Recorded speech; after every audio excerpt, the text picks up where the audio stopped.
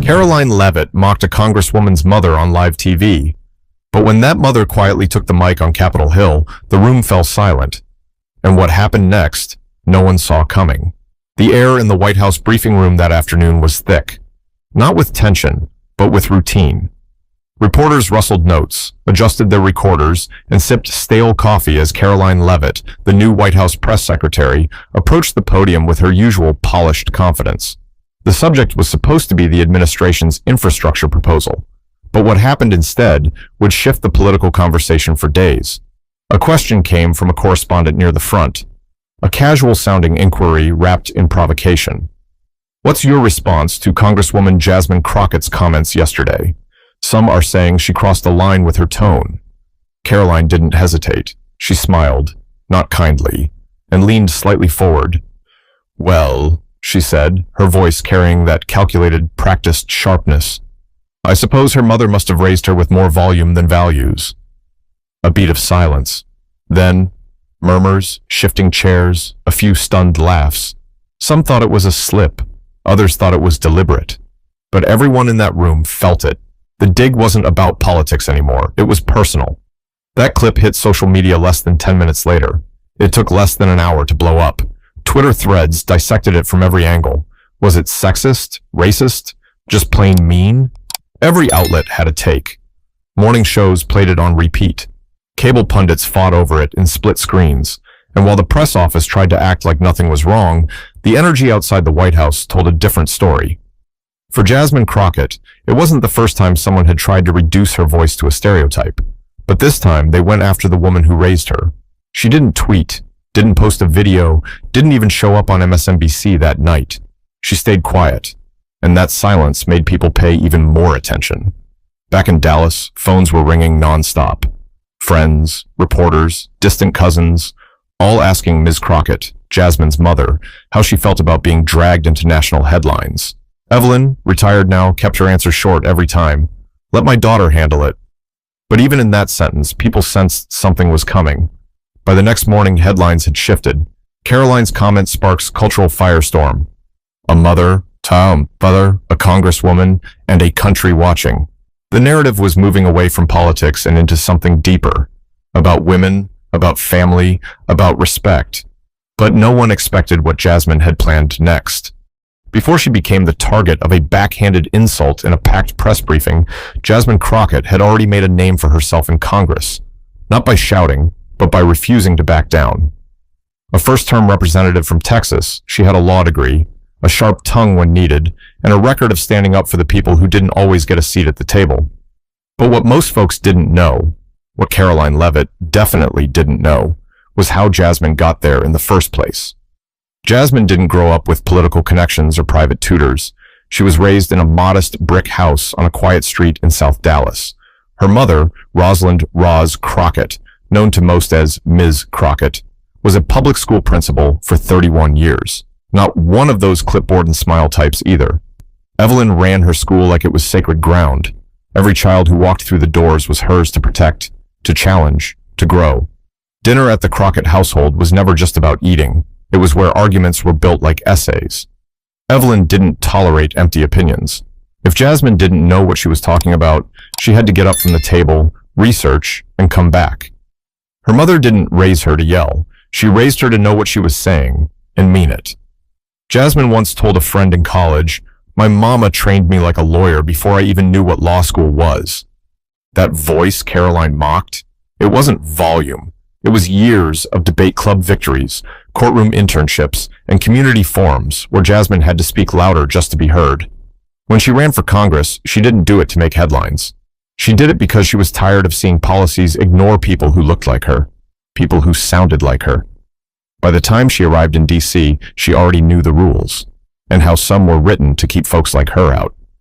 So when Karoline stood at that podium and reduced her to volume, it hit differently.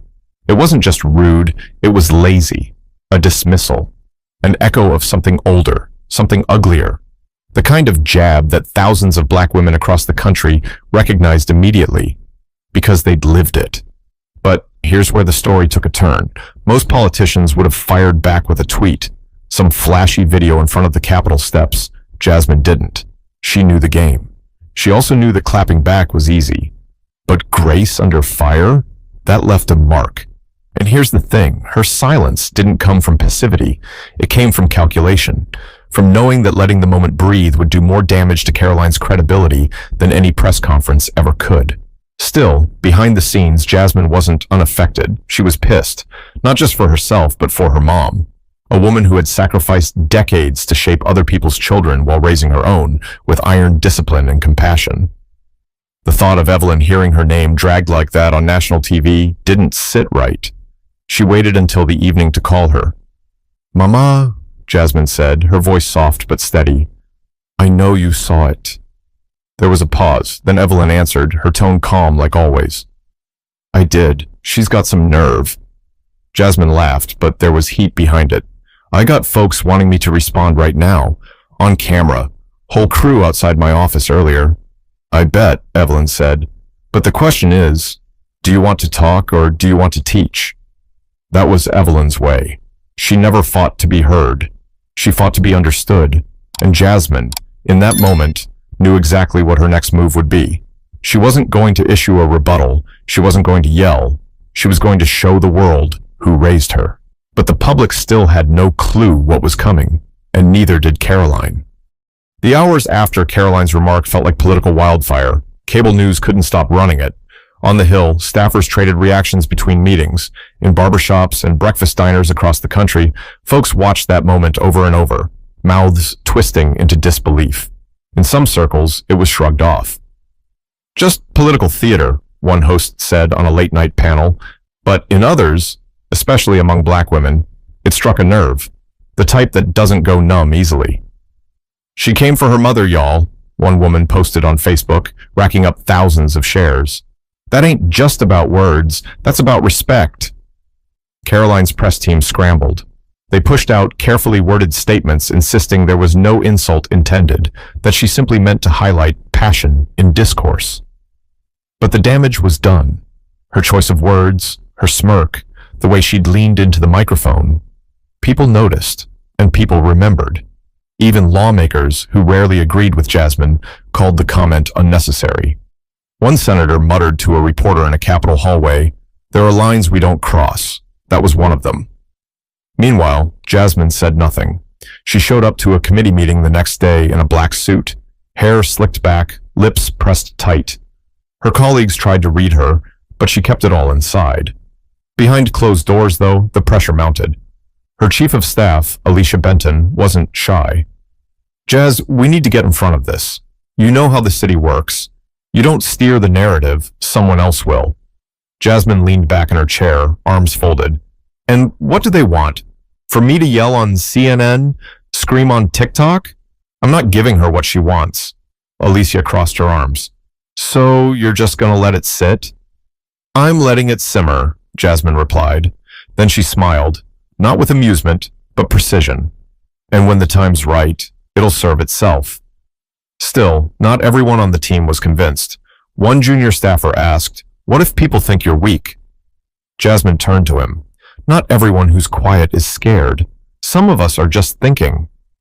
Meanwhile, Karoline's world looked very different. Initially smug, she underestimated how far this would go, but now her inbox was flooded. Some conservatives backed her, sure, but many weren't thrilled. Older voters, particularly women, started questioning her tone. A well-known Republican donor even asked on air, "Why bring a woman's mother into this? What's the strategy there?" She tried to laugh it off in an interview, saying, "It's politics. Things get spicy." But the clip of Jasmine's stone-cold expression the next day, no words, just her staring straight ahead, said more than 1,000 statements could. And then there was Evelyn. Quietly, she'd booked a flight to Washington. Jasmine hadn't asked. Evelyn just said, "Tell me when to land." No fanfare, no entourage. She flew coach, packed her Sunday suit, and brought the same purse she used when she visited Jasmine during law school finals. That Thursday evening, they sat on Jasmine's narrow couch, eating Thai food out of paper boxes. "You sure you want to go?" Jasmine asked. Evelyn didn't even look up. "I was a principal for 3 decades. I've handled worse." Jasmine smiled. "Yeah, but this ain't about test scores or fire drills. This is, national." Evelyn Evelyn finally met her eyes. And that girl at the podium? She doesn't know what national means until she stands next to me. They both laughed, the kind that starts low and ends with the shake of a head. Still, the plan wasn't concrete. Jasmine didn't want to be accused of staging a media stunt. That wasn't her way, but the opportunity came on its own. The Capitol was hosting a Community Dialogue Day, a rare event where lawmakers could invite family members and mentors to speak during a town hall-style session. Originally intended for local constituents, it had turned into something more symbolic over the years. Alicia brought it up during a Friday morning briefing. You know you can bring her, right? Evelyn could speak. Jasmine looked up slowly, thoughtful. Would they let her? Alicia smirked. They'd be fools not to. But Jasmine didn't need permission. What she needed was timing. Evelyn Crockett was never a woman who sought attention. She didn't need to. She earned her respect the hard way, through grit, long hours, and a steel backbone hidden beneath a calm demeanor. At George Bannister Middle School in Dallas, where she served as principal for over 30 years, students feared disappointing her more than they feared detention. She wasn't the loudest voice in the room, but when she spoke, you listened. And for those who thought Jasmine's fire came out of nowhere, they clearly had never sat across from Evelyn. When she got that call from Jasmine, there was no outrage in her voice, no raised pitch, just that steady tone she used when a student tried to out-talk her in the hallway. She doesn't know me, Evelyn said flatly. She saw your passion and thought she could discredit it by mocking where it came from. Jasmine exhaled, letting her shoulders drop. That's exactly what she did, Mama. She doesn't care about the policy. She saw a black woman raising her voice and thought she'd be cute. Evelyn was silent for a moment, then, so let's educate her. That was Evelyn's way. She didn't throw tantrums or chase cameras. She taught. Whether it was a student who cheated on a math test or a school board member who underestimated her, she responded with dignity, not drama. And that's what Jasmine had been shaped by. Not just the schooling and the values, but the example, day in and day out. A mother who came home with bags under her eyes, but still made sure her daughter's homework was corrected. A mother who fought for every dollar the school district owed her kids, even if it meant staying late in windowless offices, arguing with bureaucrats who never set foot in a classroom. So when Evelyn flew to D.C., she didn't see herself as stepping into a spotlight. She saw it as walking into a teachable moment. At the airport, she carried just one suitcase and wore a blue cardigan with soft white buttons. No stylist, no makeup artist, just Evelyn. Alicia picked her up in a black government car. You ready for this? She asked. Evelyn glanced at her calmly. Ready? I raised Jasmine. Everything after that is easy. Jasmine met them at the residence just after 7 p.m. She was tired. 3 committee hearings back to back. But when she saw her mom step out of the car, her whole face changed. Look at you, Jasmine said, hugging her tightly. Steady as always. Evelyn pulled back just slightly, looked her daughter in the eyes. You okay? Jasmine hesitated, then shrugged. I'm trying to be. Everyone wants me to hit back hard. They're all waiting. Evelyn gave a small nod. Then don't give them what they're waiting for. Give them what they need. That night, they sat in the living room drinking tea. No phones, no staff, no interruptions. Just mother and daughter, like the old days. Jasmine vented. Evelyn listened. Then they flipped roles. Evelyn shared stories of her early teaching days, being the only black woman in a school full of teachers who looked down on her, having to speak twice as gently just to be heard, smiling when it hurt, standing tall when it counted. Some people think grace is soft, she said, sipping her tea. But real grace? Real grace takes more strength than shouting ever will. The next morning, Jasmine made the call. Evelyn would attend the Capitol event. She didn't write a speech, didn't practice in front of a mirror. She said, I'll speak when it's time, but I'll say what's true. Meanwhile, news had already spread that Jasmine's mother was in town. The press didn't know why yet, but the whispers were loud enough. Capitol reporters started connecting the dots. Staffers gossiped in hallways. Karoline's office caught wind too. A junior aide walked into her office and said, Ma'am, I think Rep. Crockett's mother is going to speak at the Capitol event. Karoline rolled her eyes. Great, a family reunion. Should I bring popcorn? The aide hesitated. You might want to be there. Karoline looked up, the smirk fading just a touch, but by the time she decided to show up, the tone of the room had already changed. Saturday morning arrived with a low fog rolling over the National Mall, but inside Capitol Hill, everything was moving fast. Security briefings, guest list checks, microphone tests, the usual prep before a public event that looked casual but ran like clockwork. The community Q&A was scheduled for 1:00 p.m. sharp in the Rayburn Building's largest conference hall. That space didn't usually get this kind of attention, but word had spread Jasmine Crockett's mother would be in attendance. No one knew what she'd say. Some even questioned if she'd speak at all. Jasmine stayed off camera that morning. No press, no coffee run, no last-minute quote for journalists.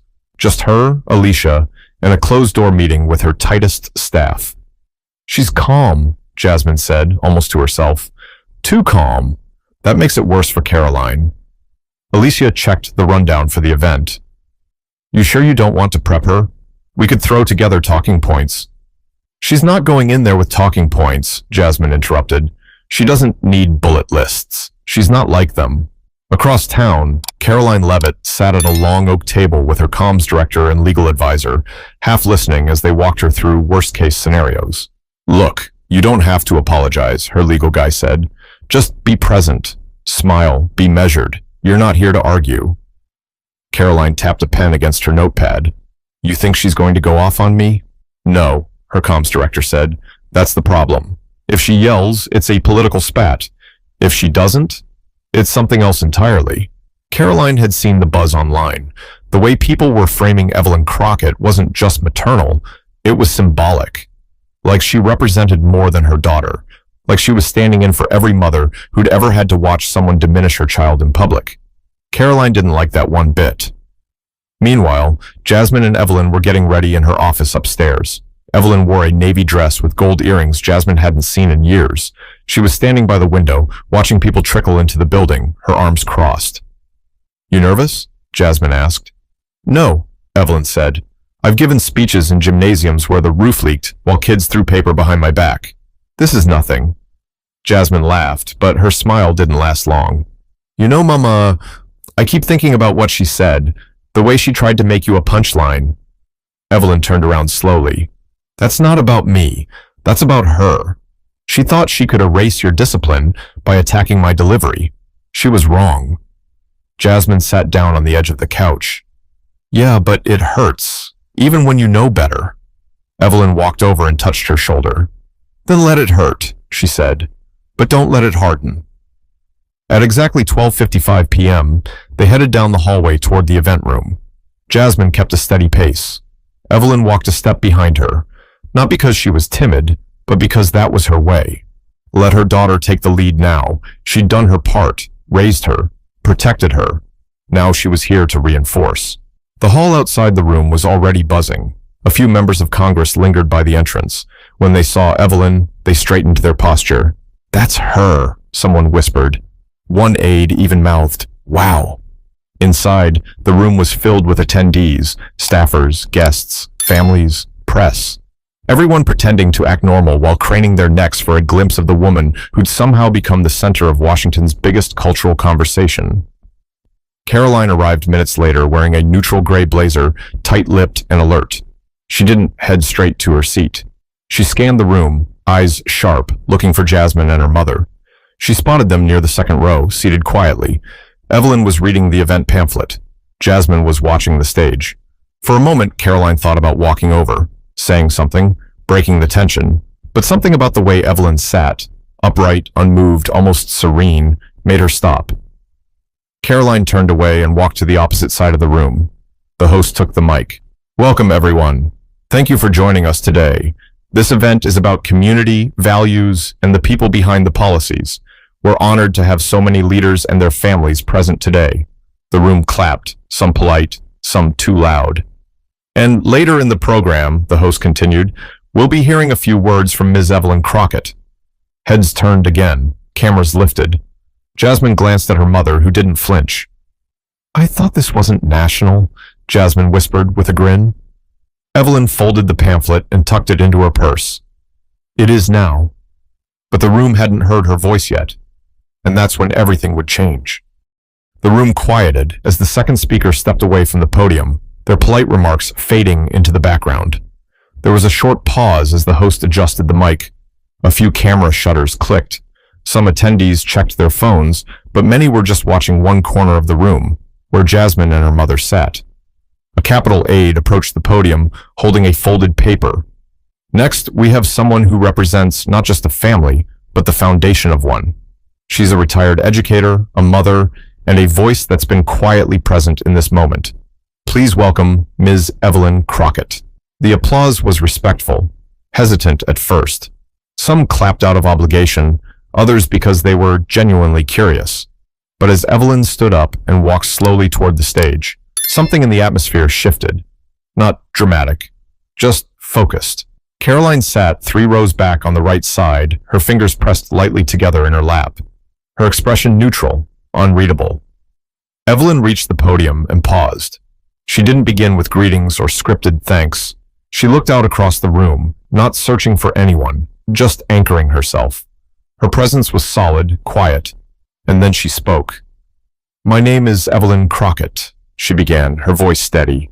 No mic feedback, no shakes, just clarity. "I was a public school principal for over 3 decades. That means I've seen what it looks like when young people learn how to stand up, and what it looks like when grown people forget how to sit down." A few quiet laughs bubbled through the audience. "I've been watching the last few days, listening, not speaking, but I do want to address one thing, not a person, just a mindset." She paused. The room listened closer. "There's a belief some folks have," she said slowly, "that if a black woman speaks firmly, it's because she lacks grace. If she defends her position, it's because she lacks values. If she raises her voice, even slightly, it's because no one ever taught her how to be calm." More people were nodding now. "I raised my daughter," she continued, "to speak with truth, and sometimes, when the truth isn't convenient, people call it noise. They call it aggression. But it's neither. It's dignity." That landed. You could feel it. Evelyn didn't raise her voice. She didn't call names. She just stood there, poised, unapologetic. She didn't grow up in mansions. We didn't have legacy donors or political consultants. We had books, dinner debates, a rule in our house that said if you want to say something, you better come correct, and if you're wrong, admit it and grow. She turned slightly, eyes finding Jasmine in the crowd. She didn't get loud because she was emotional. She got loud because she cared. And if that bothers someone, maybe they should ask themselves why passion bothers them more than indifference. It wasn't the kind of speech that got people cheering mid-sentence. It wasn't designed to. It was the kind that let words sit heavy in the room, that gave people a reason to think. Evelyn closed her remarks without a flourish. "I'm not here to scold or shame. I'm too old for that. I'm here because somebody tried to define me without ever meeting me, and I just figured I'd introduce myself." Then she stepped back from the mic, folded her hands, and walked to her seat. And in that moment, the pause between speech and response, there was a kind of stillness, a hush. Then the applause came. It started from the center, one of the aides who had worked on the event, and spread quickly. Some stood, some just clapped harder, but the impact was clear. Karoline didn't move. She clapped, barely. A few small taps, enough to be polite, but her jaw was tight, her posture tense. She knew it before the cameras did. She had lost the room. Evelyn sat back down, unfolded her program, and smoothed it across her lap like nothing had happened. Jasmine leaned toward her, whispered, "You did that." Evelyn smiled.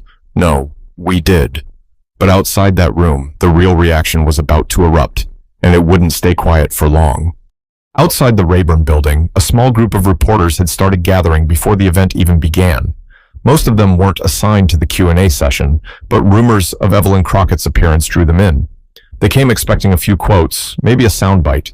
They weren't prepared for what they got. The video of Evelyn's remarks hit social media within minutes. It wasn't flashy, no music, no flashy edits.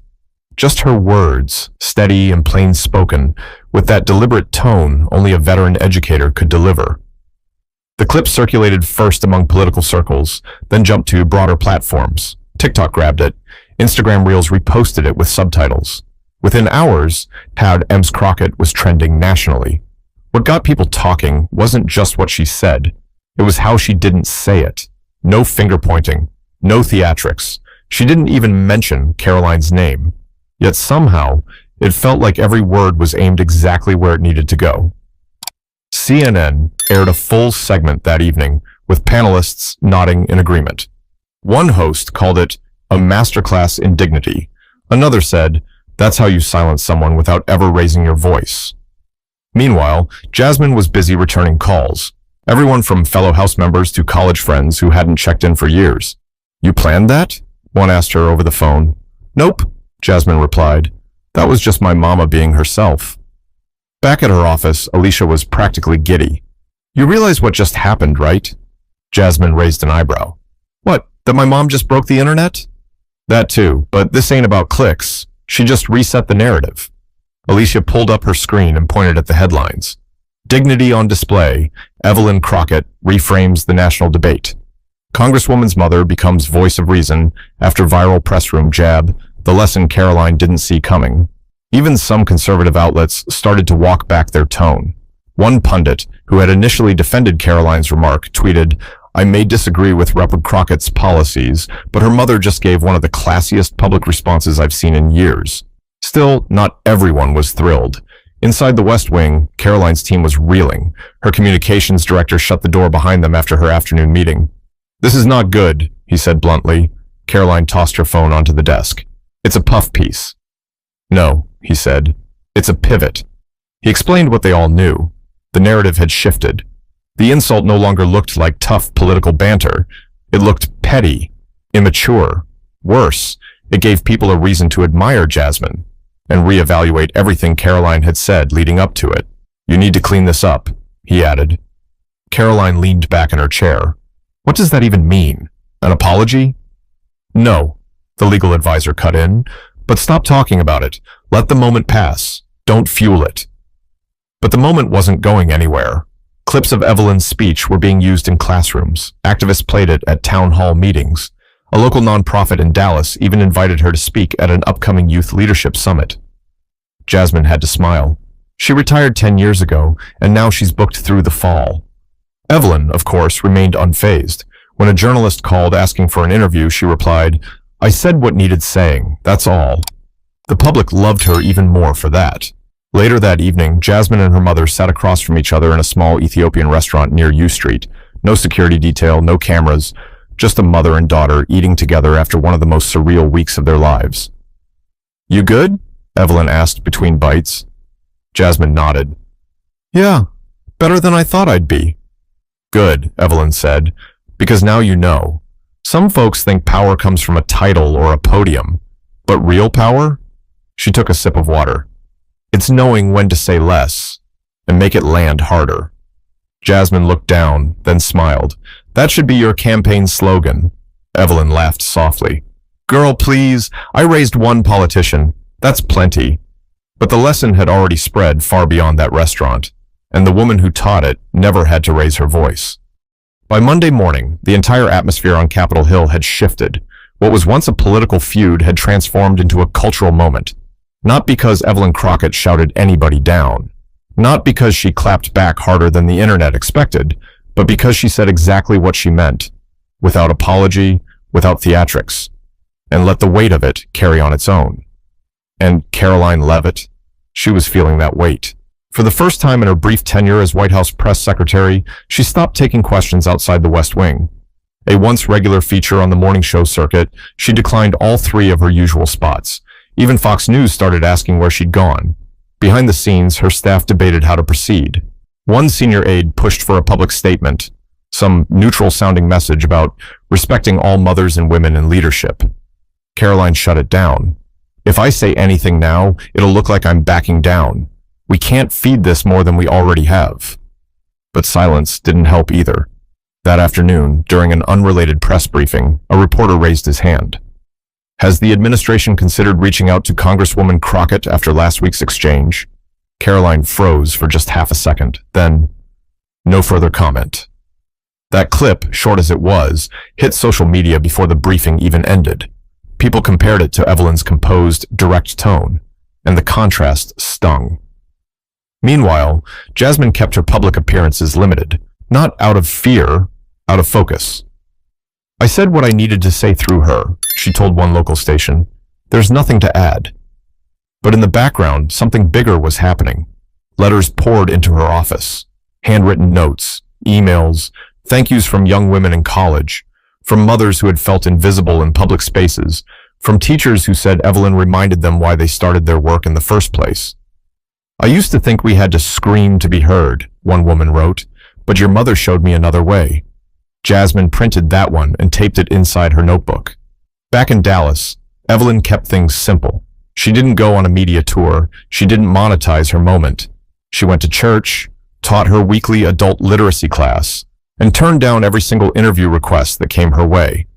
But not everyone let it go. 2 weeks after the event, Karoline showed up at a fundraiser in Tampa, a closed-door gathering, no press allowed, but a leaked recording found its way to a journalist. A low-quality audio clip where Karoline, in a moment of frustration, reportedly muttered, "Next time I'll talk about policy, not parenting." It didn't go viral, but it didn't need to. The damage was already done. By then, Evelyn's name had become more than a name. It had become shorthand for restraint, for what it looks like to respond to insult with wisdom, for motherhood that goes beyond biology, a kind of generational leadership that doesn't yell for attention, but earns it through presence. A few weeks later, Evelyn and Jasmine stood together again, this time at a town hall in San Antonio. No drama, no headlines, just a quiet event for local families discussing education access. But as Jasmine introduced her mother to the crowd, the applause swelled. Not the polite kind, the real kind, the kind you feel in your chest. Evelyn stood up, nodded once, and smiled. "Y'all sure know how to make a retired principal feel important," she joked. The audience laughed. But the message was clear. People weren't just clapping for a mother. They were clapping for a moment that reminded them what leadership could look like when it wasn't chasing cameras. After the event, as they walked to the car, Jasmine glanced sideways. "You think she regrets it?" Evelyn didn't need to ask who. "She might," she said. "But whether she does or doesn't, we didn't let her define us.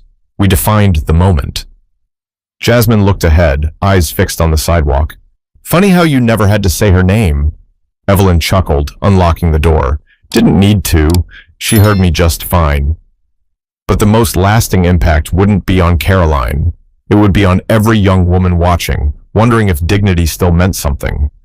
What started in a press room ended in living rooms across the country.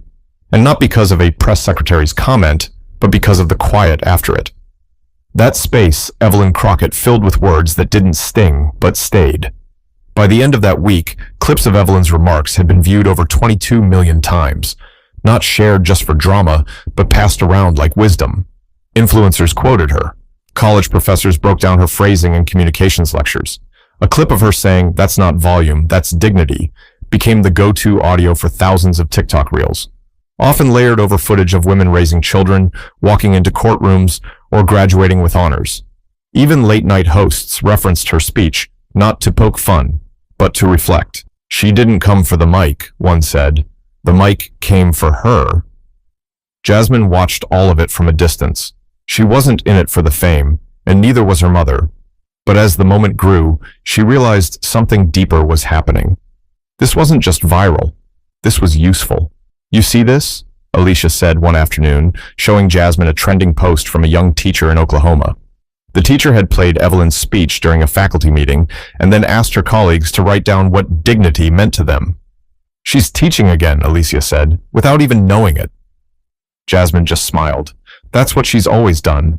At a Sunday brunch in Baltimore, a group of high school girls from an after-school civics club read Evelyn's full speech out loud, each girl taking a sentence. They recorded it and tagged Jasmine. The caption read, "We are loud because we were taught to care." Back in D.C., Evelyn's words were making their way into spaces she'd never set foot in.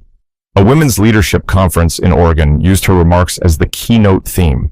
A congresswoman from Michigan quoted her on the House floor during a debate about education funding. Even in circles that usually ignored politics altogether, Evelyn's presence lingered like a quiet reminder. Your tone doesn't define your worth. Your intentions do. And Karoline? She stayed quiet, not because she didn't have something to say, but because the moment no longer belonged to her. Every time she tried to move on, someone brought up Evelyn, the dignity, the poise, the unexpected power of restraint. Behind closed doors, she was frustrated. Her team grew tense, unsure how to position her now. Every strategy they floated backfired. If we try to rehab your image, one aide told her, you'll look like you're trying to keep up with Evelyn. But if we ignore it, you'll look like you still don't get it. Karoline snapped. I made one comment. Right, the aide said, and she made one speech. Guess which one stuck? Meanwhile, Evelyn never changed a thing. She went back to Dallas, resumed her retirement routine, morning walks, coffee with her church ladies, the occasional lunch with former students who were now teachers themselves. A local news team tried to get her to do a sit-down interview. She politely declined. I've said my piece. Let's make room for the next voice. At a grocery store in Oak Cliff, a young woman in her 20s stopped her near the produce aisle. Ms. Crockett? She asked, hesitant. Evelyn turned. Yes? You probably don't remember me. I went to Bannister. You sent me home once for talking back, but you were fair. And I just wanted to say, what you said last week, it helped me, like, a lot. Evelyn smiled gently. Then it did what it was supposed to do. Back in D.C., Jasmine prepared a short floor speech. Not about Karoline, not even about the press.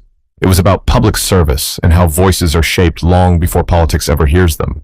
She didn't mention her mother by name, but everyone knew. The clip made rounds again. Quiet, focused, intentional. In a world spinning fast on noise, one mother's choice to speak without rage reminded people of something that often gets lost. That real leadership doesn't need a microphone to echo. But Jasmine had one more moment to share.